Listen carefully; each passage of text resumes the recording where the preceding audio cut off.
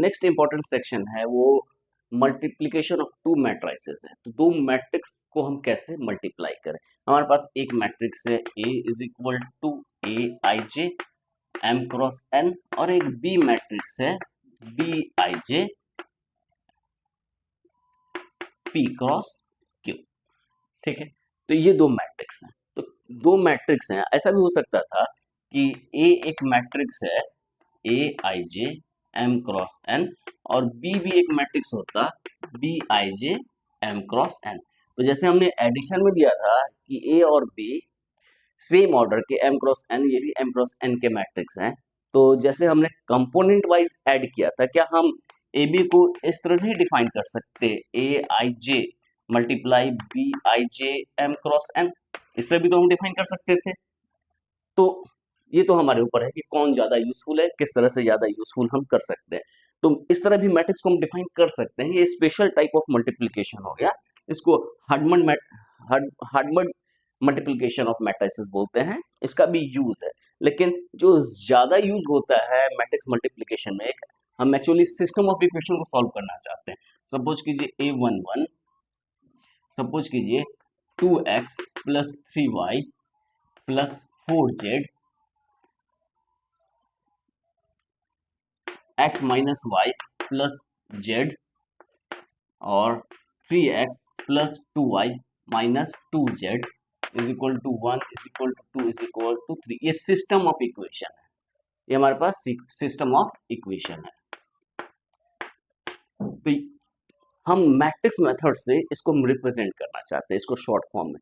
तो यदि हम इसको मैट्रिक्स के फॉर्म में लिखें तो 2 3 4 1 minus 1 1 3 2 minus 2 x y z is equal to 1 2 3। हम इसको मैट्रिक्स मेथड में इस तरह से लिख सकते हैं। तो पहले इस तरह से लिख पाए, यानी हम यहाँ पे एक मैट्रिक्स है, इसको यदि हम ए मान लें, इसको हम कोफिशिएंट मैट्रिक्स बोले, इसके जो कोफिशिएंट्स हैं एक्स का कोफिशिएंट 2, वाई का कोफिशिएंट 3, जेड का कोफिशिएंट 4, इसी तरह इसका जो कोफिशिएंट, इसको हम कोफिशिएंट मैट्रिक्स बोलते हैं। इसको जो वेरिएबल वेक्टर है उससे जब मल्टीप्लाई करें तो ये आना चाहिए। तो कुछ हम ऐसा सिस्टम चाहते हैं, यानी कि मैट्रिक्स को एज अ ट्रांसफॉर्मेशन या एज अ फंक्शन हम यूज करना चाहते हैं। तो इसलिए हम इसको भी हम एज ए मैट्रिक्स ही है, ये कॉलम मैट्रिक्स है, ये एक दूसरे तरह का मैट्रिक्स है, ये 3 क्रॉस 3 मैट्रिक्स है, ये कॉलम मैट्रिक्स नहीं है, स्क्वायर मैट्रिक्स है, ये कॉलम मैट्रिक्स है। तो हम रोज को कॉलम से इंटरेक्ट कराना चाहते हैं। ये हमारे पास रो है, ये हमारा कॉलम है, रो को हम कॉलम से इंटरेक्ट करवाना चाहते हैं, इस तरह से वर्क चाहते हैं। तो उसके लिए हम कंपोनेंट वाइज मल्टीप्लिकेशन करेंगे तो पॉसिबल नहीं है। तो इसीलिए हम मल्टीप्लिकेशन जो है दूसरे ढंग से डिफाइन करते हैं, कंपोनेंट वाइज डिफाइन नहीं करते। इस तरह से भी डिफाइन कर सकते हैं, जहां जैसे यूज होगा। इसका यूज हम बहुत जगह यूज होता है, मशीन लर्निंग में भी इस तरह का मल्टीप्लिकेशन हम कहीं कहीं यूज करते हैं। तो वहां पर इस जनरल मल्टीप्लिकेशन का स्पेशल नेमिंग किया गया है। तो यहाँ पर हम जो मल्टीप्लिकेशन पढ़ेंगे, जो मल्टीप्लिकेशन ऑफ मैट्रिसेस की बात है, जो स्टैंडर्ड है, जैसे हम बोलते हैं ना दिस इज राइट हैंड, तो दुनिया में कोई भी राइट हैंड बोलते हैं तो राइट हैंड का मतलब यही होता है। उसी तरह मल्टीप्लिकेशन ऑफ मैट्रिसेस की बात करेंगे तो ये डिफिनेशन नहीं होगा। क्या होगा डिफिनेशन, वो अभी हम बताते हैं। Let A is equal to Aij M cross N and B is equal to Bij N cross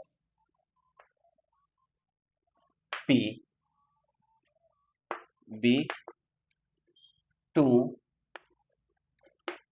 matrices with real entries. Then the multiplication of A and B is denoted by AB and is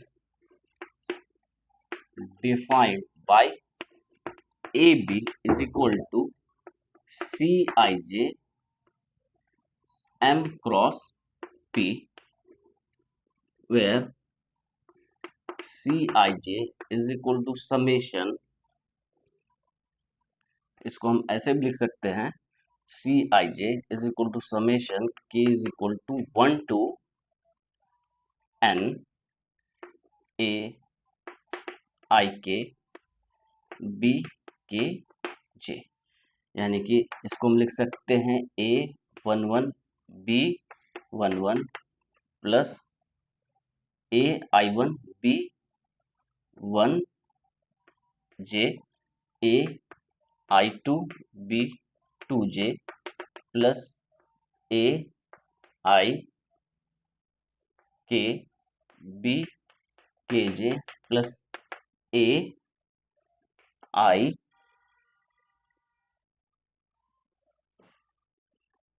N B N J. तो ये multiplication हम इस तरह define करते हैं।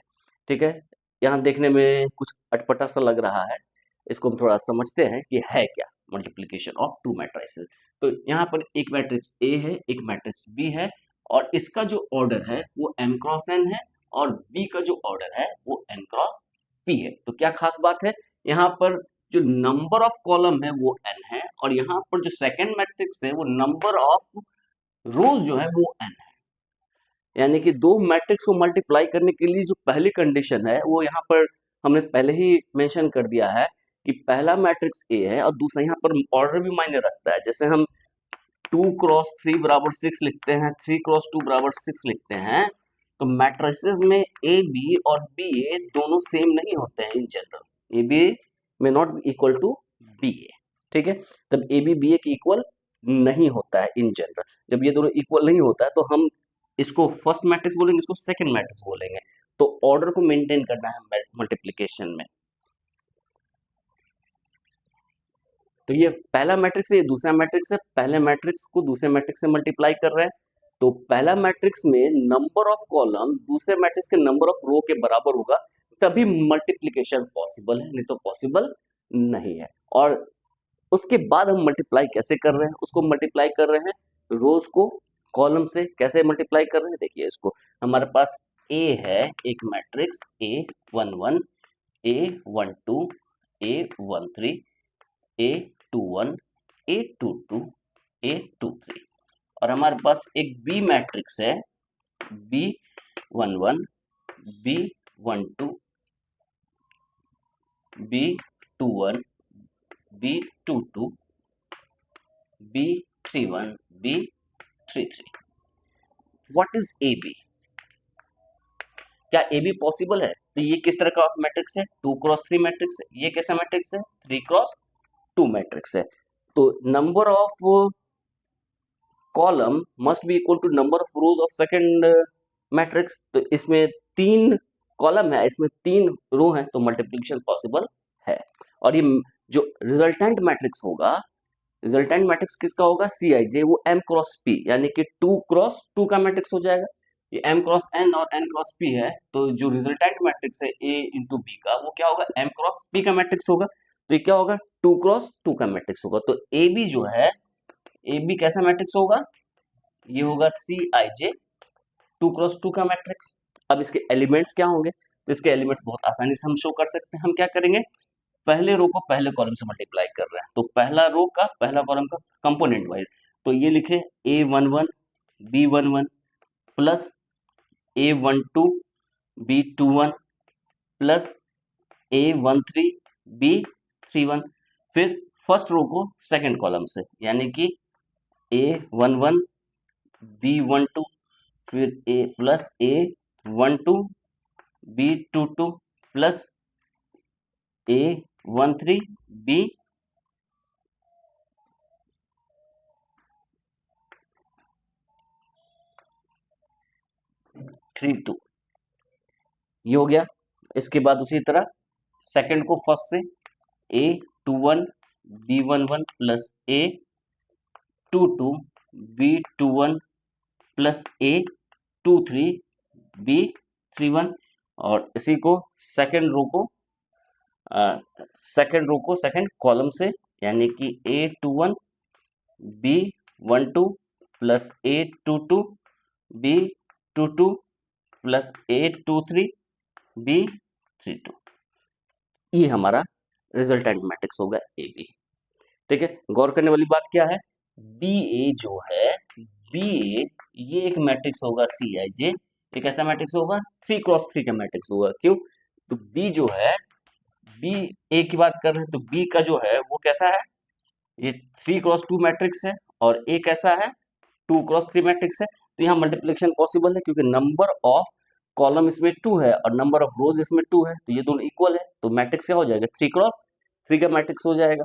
तो ये भी बहुत आसानी से हम इसी तरह निकाल सकते हैं। तो अब हम एक एग्जाम्पल करते हैं, एग्जाम्पल करेंगे तो बहुत आसानी से होगा। तो हम कैसे करते हैं, एग्जाम्पल देखते हैं मल्टीप्लिकेशन ऑफ अ मैट्रिक्स का। ये जनरल डिफिनेशन हो गया। हम ए लेते हैं, सपोज कीजिए 1 2 3 4 5 6, ये 2x3 मैट्रिक्स है, और बी एक मैट्रिक्स ले रहे हैं 2 1 3 2 4 6, ये हमारे पास दो मैट्रिक्स है। तो हम ए बी को फाइंड आउट करना चाहते हैं और बी ए को फाइंड आउट करना चाहते हैं, यदि पॉसिबल है तो यहाँ पर ए बी पॉसिबल है। ए बी क्या है, ये कैसा मैट्रिक्स है, this is 3x2, 3 rows and 2 columns. तो हम क्या करेंगे, इसमें कैसे करेंगे, ध्यान में क्या करना है, रो को कॉलम से मल्टीप्लाई करना है, रो एंड कॉलम। तो 1 into two, 1 into two plus 2 into three plus 3 into four, पहला रो पहला कॉलम, पहला रो दूसरा column, 1 into one plus 2 into two plus 3 into six. उसके बाद ये पहला रो पहला कॉलम, पहला रो दूसरा कॉलम, ये हो गया। अब दूसरा रो पहला कॉलम, यानी कि 4 into to, 5 into three, 6 into four, this is 4 into one, 5 into two, 6 into six. तो जो रिजल्टेंट मैट्रिक्स आया, हम इसको मल्टीप्लाई करके जो लिख देंगे वही हमारा आ जाएगा। दिस इज 2, ये क्या हो जाएगा, this is 2 6 12 1 4 18, this is 8 15 24, this is 4 10 36। इसको सम कर लेते हैं, क्या होगा, 12 6 18 2 20, 18 4 22 और 1 23, ये क्या होगा, 24 18 24 8 32, 32 10 42 और 5 47, और ये हो गया 36 40 10 50। तो ये हमारा मैट्रिक्स हो गया। ए बी इस तरह से निकला, बहुत आसान हो गया। अब हम इसी तरह बी ए भी निकाल सकते हैं। बी ए इज हमको तो बी को पहले लिखना है, यानी कि 2 1 3 2 4 6, इसको पहले लिखना है। अब मल्टीप्लाई किससे करना है, दिस इज 1 2 3 4 5 6। तो हमारे पास कैसा मैट्रिक्स होगा, first row first column 2 into one plus 1 into four, फिर first row second column 2 into two plus 1 into five, फिर first row third column 2 into three plus 1 into six, and this is 3 into one, 2 into four, 3 into two, 2 into five, 3 into three, 2 into six, फिर third row first column 4 into one plus 6 into four, 4 into two plus 6 into five, and first row third row and third column 4 into three plus 6 into six. तो ये क्या हो गया, ये 3x3 matrix हो गया। पहला क्वांटिटी क्या होगा, 4 और दे 4 2 6, ये क्या हो गया 5 4 9, ये क्या हो गया 6 और 6 12। फिर दूसरा क्या हो जाएगा, 4 दूनी 8 3 11, ये हो गया 5 दूना 10 और 6 16, ये क्या हो गया 3 3 9 और 12। इसके बाद 24 और 4 28, ये क्या होगा 30 और 8 38, 4 3 12 और 36। तो ये हमारे पास मैट्रिक्स आ गया, और इस मैट्रिक्स में साफ साफ नजर आ रहा है कि A B is not equal to B A B is not equal to B A. तो ऐसा है, यहाँ पर तो ऑर्डर ही चेंज हो गया, क्योंकि ये 2x2 मैट्रिक्स है, ये कैसा है 2x2 मैट्रिक्स है, ये 3x3 मैट्रिक्स है, और हमने इक्वालिटी ऑफ मैट्रिसेस में देखा है कि दो मैट्रिक्स इक्वल कब होंगे, जब वो सेम ऑर्डर के होंगे। तो यहाँ पे ऑर्डर ही सेम नहीं है तो ये इक्वल तो है ही नहीं। लेकिन मान लीजिए कि दो ऑर्डर सेम है, जैसे हम ए भी 2x2 मैट्रिक्स ले रहे हैं और बी भी 2x2 मैट्रिक्स ले रहे हैं, तो भी जरूरी नहीं है कि ए बी बराबर बी ए हो। उस केस में भी हम इसका भी एक एग्जांपल देख लेते हैं।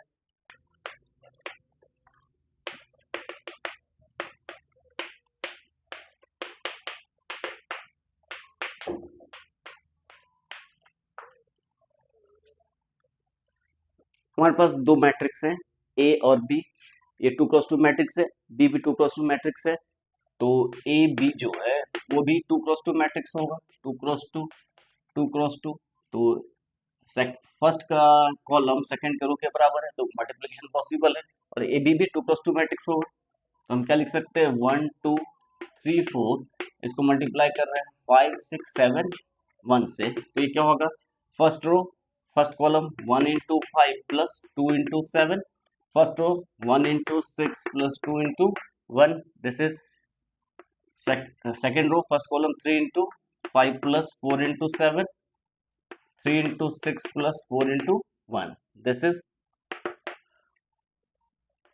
5 plus 14, 6 plus 2, 15 plus 28, 18 plus 4।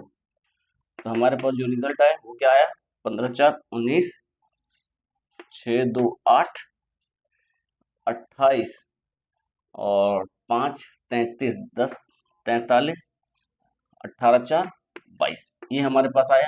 What about B A, B A क्या होगा, B A this is 5 6 7 1 and this is 1 2 3 4, first row first column यानी कि 5 इंटू 1 प्लस 6 इंटू 3,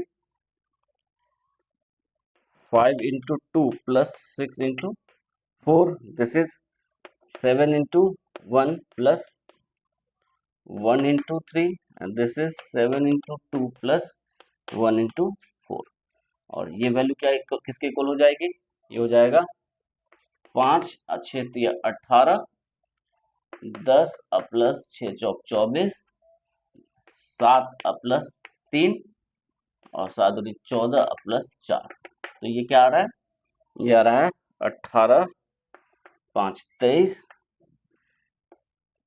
34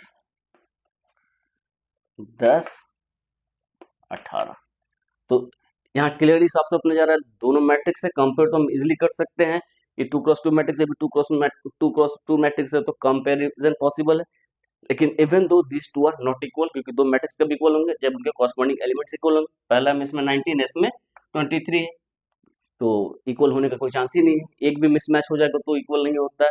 तो ये दो matrix A B is not equal to B A. तो कहने का सेंस, जब कभी A B is not equal to B A होता है, मतलब हम बोलते हैं कि कॉम्यूटेटिव नहीं है, तो मल्टीप्लीकेशन इज नॉट कॉम्यूटेटिव, इसलिए हम लिखते हैं मल्टीप्लीकेशन इज नॉट कॉम्यूटेटिव। तो एक एग्जांपल के थ्रू हम हमेशा रिप्रेजेंट कर सकते हैं कि matrix multiplication is not commutative.